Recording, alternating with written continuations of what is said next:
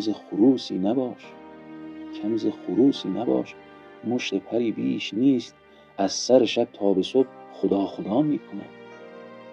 از این خروس هم ما کمتریم. اون از سر شب تا به صبح داره خدا رو صدا میزنه، داره خدا رو صدا میزنه. شیخ مرغان لک لک است و لک لکش دانی که چیست؟ حمد لک و الامر لک و الملک لک یا مستعان. اینا دائما دارن تسبیح خدا رو میکنن.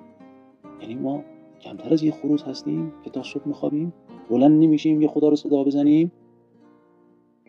بلند نمیشیم یه لبک بهش بگیم؟